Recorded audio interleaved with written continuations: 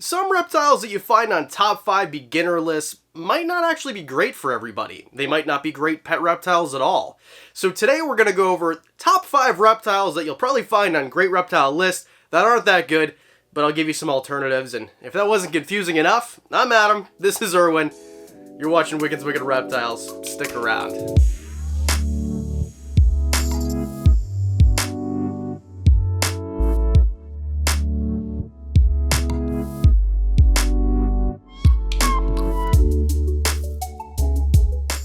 Number 5, the first reptile on the list might be a bit surprising.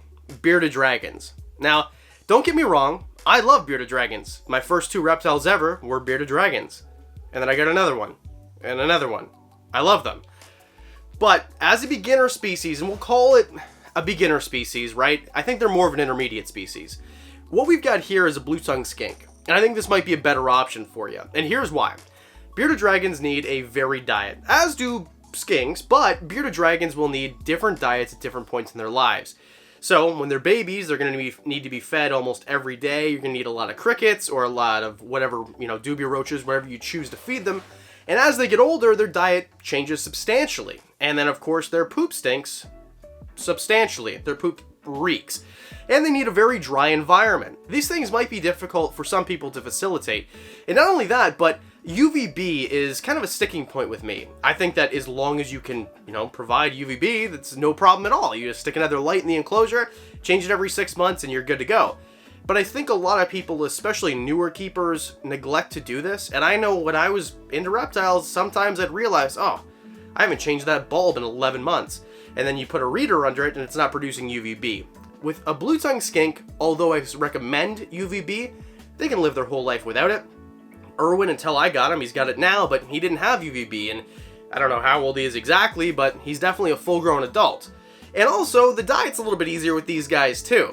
And although I think a bearded dragon may be a little bit more personable or have a personality where he's bobbing his head and waving his arm, Erwin is just kind of chill. It took me all of 1 second to pull him out. He's a big galoot of an animal. Like, look at the size of this guy and the tail. And if you want to see a whole care guide, I've got one up here in the corner in the card. But I just think that blue-tongued skinks are a little bit cooler, a little bit more of a wow factor, and a little bit easier to care for. And if you get a northern blue-tongued skink, the humidity is a little bit easier for most climates. So I think, in general, blue-tongued skinks are just a little bit easier and, in my opinion, a little bit more preferable to bearded dragons. Although, I love bearded dragons. Number 4, and the only thing that I can't actually show you footage of because I don't actually own one, chameleons. And there's a reason that I don't own one, and never will. I think that they are just very difficult to take care of, and they almost become a second job. And I know the chameleon people are freaking out. Let me explain what I mean. Chameleons in general, and there's a bunch of different species, so what I'm saying doesn't go for all species. There are some species that will live over 10 years, although it's very uncommon. Most species of chameleon do not. And although they are very interesting to look at, and they've got those cool eyes and that tongue that flicks out, and they're amazing. I think chameleons are amazing, and if you can really provide the best life for them, that's up to you. But I've never known more keepers than the keepers of chameleons who spend more money on vet bills than any other species, period. And although not all chameleons do cost a lot of money at the vet, a lot of them do. You'll need a specialized cage for a chameleon, right? It needs that proper airflow. They get respiratory infections pretty easily, and keep in mind, not all chameleon species, there's a bunch of different ones. And in terms of size, I think they're a good size. So there's got to be a good option, something that maybe is a little bit similar, something that might even have chameleon in the name. Cuban false chameleons, I think, or bearded anoles, because they are part of the anole or anole family, I think are a fantastic species, and although they're not super common, I actually do have a couple buddies that have them in their collection. And one of the pet stores, who actually does a really great job with the reptiles in their store, even though they're not a dedicated reptile store in my area, has a few of them, and they do great. Between 6 and 8 inches, so similar to certain type of chameleon species, right? I know some chameleons get bigger and some stay smaller, but Cuban false chameleons, I think that's a really great size and very similar to a chameleon. Although their tongue doesn't shoot out for insects, they do have those eyes that move independently. So I think that's very cool. So if you want chameleon eyes, there you go. And they don't have the same sort of like forceps hands that a chameleon does either, because they're anoles and not chameleons. But in general, they are less prone to disease and sickness from what I understand, and from the breeders that I've spoken to, and quite a few people that have Cuban false chameleons have also had chameleons in the past. And it just seems like the consensus is they're a little bit easier, they live a little bit longer, or similar age, between 5 and 10 years. So still not a great lifespan, not a huge lifespan, but a little bit easier, a little bit longer lived than a regular chameleon. Oh, and if you're into taller enclosures, they're both arboreal. They both need arboreal enclosures. Many species of chameleons and Cuban false chameleons use the same size enclosures. All in all, pretty darn similar, and just a little bit easier, I think, with the bearded anole. Now, number 3, Burmese pythons. And I know what you're thinking, there's no excuse or no replacing a Burmese python. There's really nothing you can put in place of a big snake, and I totally agree. But if you're the type of person that wants a Burm because you want a big snake that can eat big prey items, that has a bunch of different morphs, and is just really impressive to look at, but you're thinking, maybe I don't want something that can get to 15 feet. What if there was something like that topped out at like 8 feet? Well, what if you got yourself a boa constrictor instead? Now, I'm kind of handling this one like it's a sketchy animal because it kind of is, but most boas are not like this. Most boas, on a good day, you can kind of handle more like this. But I think all in all, it's a good learning opportunity because if you've got a boa constrictor that is a little bit sketchy, and I'm not worried about that boa hurting me in terms of like strangling me or anything like that, I would be with a Burm. If it was a 15-foot Burm and it had a little bit of a sketchy attitude, which most of them don't, by the way, so this is a bad example of a boa.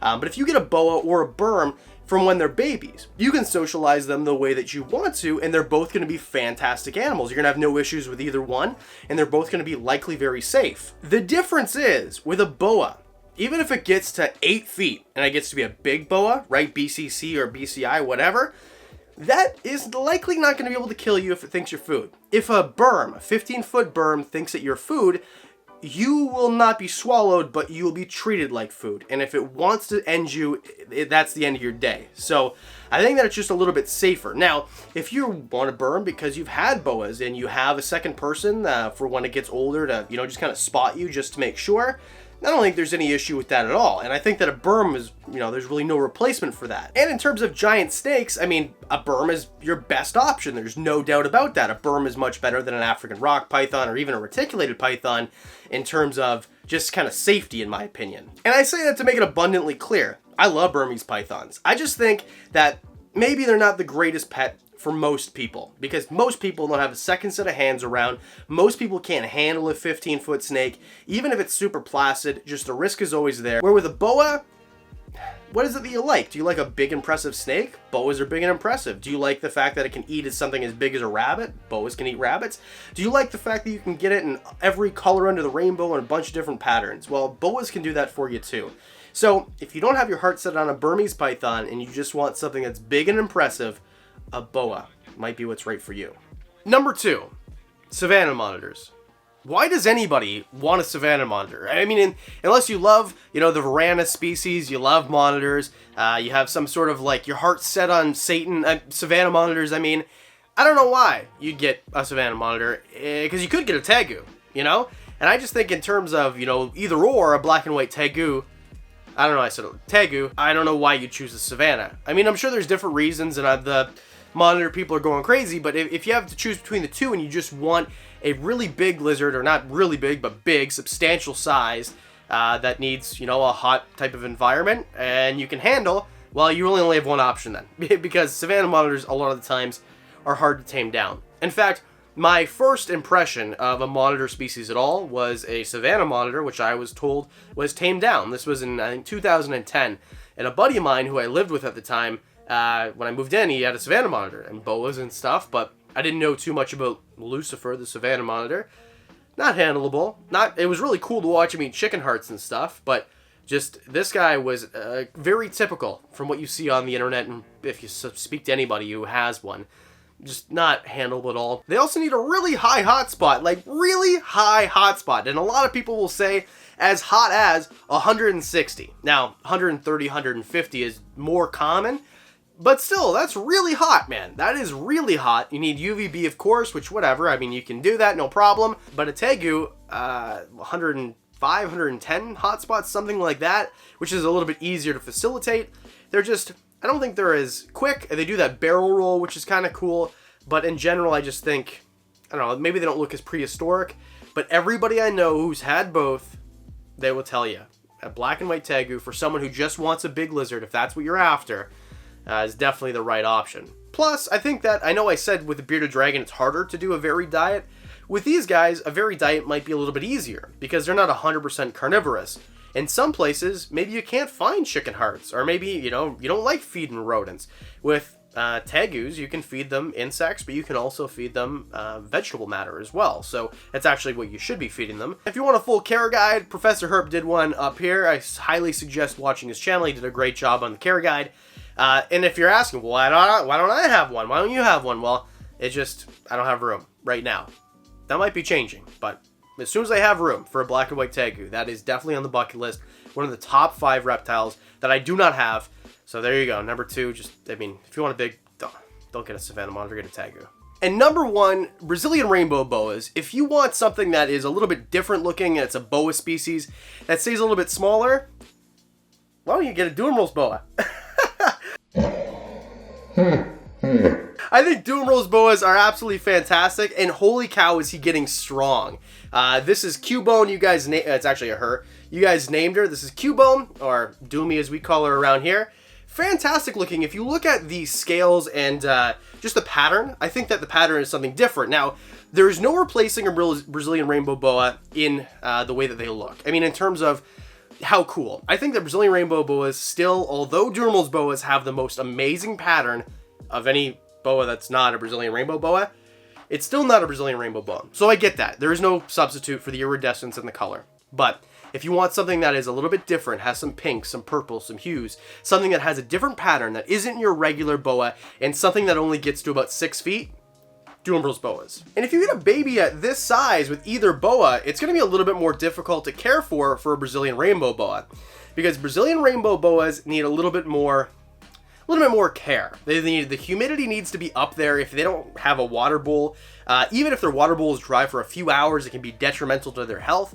And of course, too, the humidity has to be absolutely crazy. So if you've got a job, or even if you're a person that goes, I don't know, on vacation with your family, and you have a Brazilian rainbow boa that's a baby, it's going to be really difficult.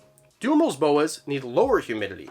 They stay the same size, so it's the same enclosure basically, and the humidity, or the temperatures rather, are pretty similar, but the humidity needs to be a lot lower for Burmese boa. Not only that, but I know it's sketchy to say as you're holding them, but temperament is pretty darn good. I think I've talked nothing but good things about Burmese boas since I've had this girl.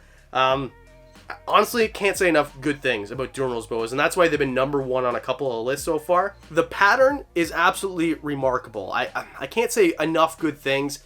And again, I know I said it before, Brazilian rainbow boas are maybe the most beautiful species that you can find. But also, I think that the Brazilian rainbow boa is a little bit nippy as babies, and Burmese boas can be as well. But from the people I know who have talked about Burmese boas and the people that actually breed these things, they say that it's a little bit easier to tame down even the babies. And yes, Burmese boas can get bigger. Females can get rarely up to 8 feet, and you'll pretty much never see a Brazilian rainbow boa that size. But I think with any boa species, man, look how strong. That is something that's so cool to me. I think with any boa species, so long as you get it as a baby, when it grows, it's going to grow slowly. And it's not going to be like one day you have something like this, which I don't know, she's 2.5 or 3 feet, and then you wake up and you have an 8-foot snake. It doesn't really work like that. By the time you have an 8-foot snake, if you have a female that gets to 8 feet, which is pretty rare, you're going to kind of see it grow, and it's not going to be a surprise to you anymore. So there you go. Those are my top 5. You shouldn't get this, you should get that reptiles. And I just had to end it off with Cubone, a Burmese boa. So what do you think? Do you think that this was a good video? Did you did you agree with what I said? Every video idea, I take it to the comment section below. And I want to say a special thank you. We launched a Patreon page last week, and for anybody who joins the All Access or VIP memberships, you get a huge discount up until the 25th of April. And also, I'll give you a special shout out. So, Tart Cart and Valerie Gomez, thank you very much for signing up. I appreciate it. I hope both of you like seeing the videos early. That's one of the perks you get for being a patron on Patreon. And then you get your name up on the screen like this if you sign up for the VIP membership. And you get to see some extra stuff. There's a certain snake in my collection I haven't told anybody about yet. And one of the snakes in my collection that you know about is gravid, but you don't know unless you're on Patreon. So if you're into that sort of thing, head on over to Patreon. It's as little as $1 a month. If you can't, no worries. I just appreciate that you're here watching the videos. Thank you very much for watching. because we do videos every week, twice a week, that means I'll see you on Monday. Man, you're gonna be the new co-host. Look how good looking you are, and you're so good at this too. You're like a natural. You can be like a sports anchor.